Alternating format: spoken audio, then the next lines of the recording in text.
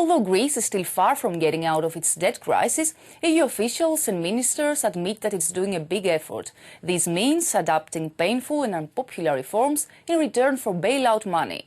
Could these new sacrifices and new loan help the weak Greek economy to recover and return to growth?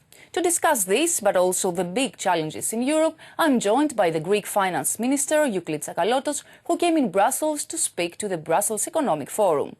Minister, many thanks for joining us on Global Conversation. You're more than welcome. So, there has been 1 year since the dramatic moments that the Greek government and you personally as a finance minister have passed before you sign the bailout agreement and avoid a Brexit. So, 1 year later, are you confident that this program could finally work for Greece? Well, I think it's been a very difficult year. We had a road map of how we were going to get out of the crisis, which included finishing the recapitalisation of the banks to put them on a sounder footing. It included finishing the first review and getting something on debt. And I think on the 24th of May, we had a decision which is leading to the finalisation of the first review and the disbursement, but also a good deal on debt. You spoke about the debt relief and this decision made very recently. Are you satisfied with this? Because Greece voted very painful reforms and laws and, of course, expected something for that. But finally, it's not something that big. I think it's an important deal in the following sense, that it actually, for the first time, defines the if necessary clause.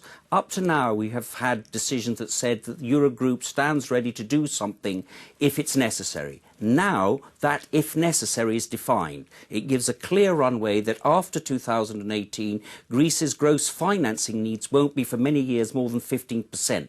So all the measures will be taken to ensure that objective condition. So it's not a matter of the German or the Spanish or the French or the Greek finance minister waking up one morning and deciding, do we need to do something? What needs to be done is now objectively given. And I think that's a very big step forward.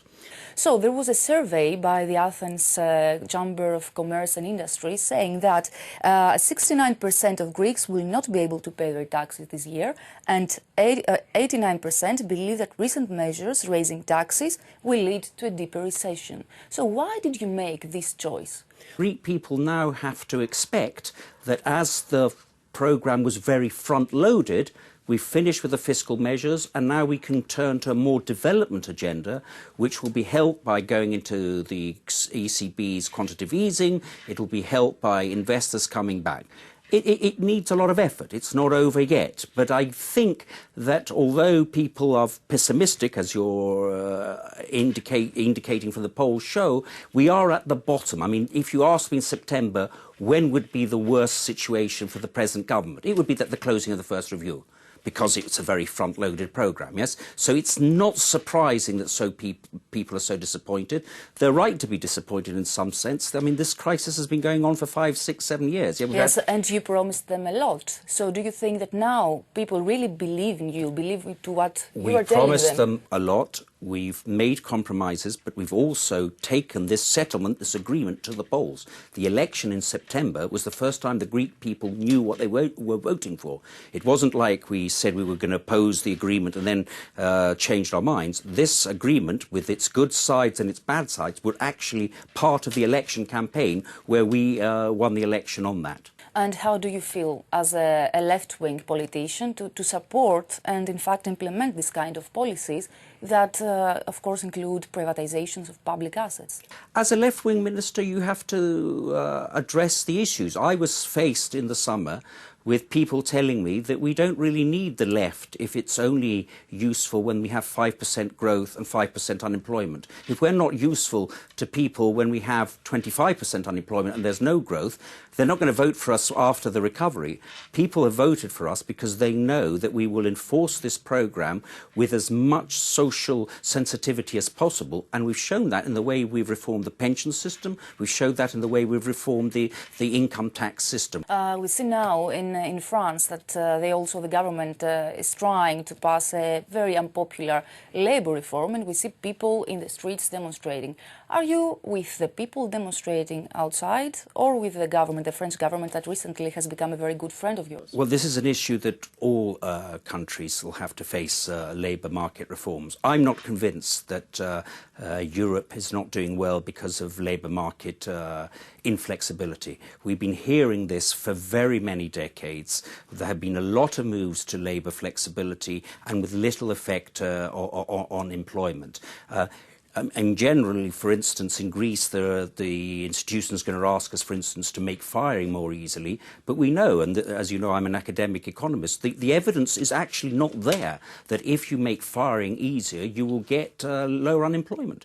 And what you do get is the same employment, and what you get is an increase in insecurity of workers. There is a possible Brexit, which is on the table right now.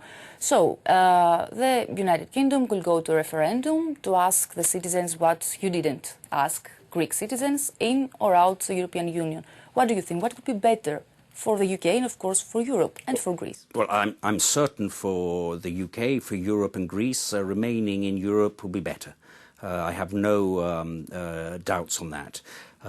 If there is a Brexit, there will be other centrifugal forces, and centrifugal forces we had in the 1930s with competitive devaluations, nationalisms, which had a very unsavoury end, as you know. So I'm very worried about that. But it's important for Europeans to take the lesson, whatever the result.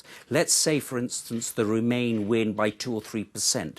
It's a very big warning signal. If Europe doesn't react and assure ordinary people that there is an agenda on wages, on pensions, on the welfare state, we will have more Brexit-type episodes in the future. Your predecessor, Mr. Varoufakis, was saying, and repeatedly saying, that the European Union and, of course, the institutions doesn't work in a democratic way. Do you agree with that? Your experience, what does your experience say? Yeah, I think that there is an issue of democracy in Europe is not in question. I mean, I don't think, the political scientists have been discussing this for the last 10 years. It is absolutely critical that we do not label people who say, I want a bigger say in the issues that affect my life as populist. If you call them as populist, then you drive them to Le Pen. You drive them to the people who are supporting Brexit. You drive them to the ultra-right. You have to listen to people. People are saying, I want a say in matters that affect my life. And if Europe can't do that, I'm going to become anti-European. When do you think that Greece will change so that people will realize that it changes not only the figures, but the real economy, but the real life of the people? I think we will have failed if I come to you and you invite me in a year's time and the first signs of a recovery are not there. So you can invite me if you want to in a year's time, and we can you can reset reset the question. But I hope this time next year people will see that the development aspects of our programme coming in, growth returning, we're part of QE. I think it will be very different. So, Minister, thank you so much for being with us. You're more than welcome once again. Thank you.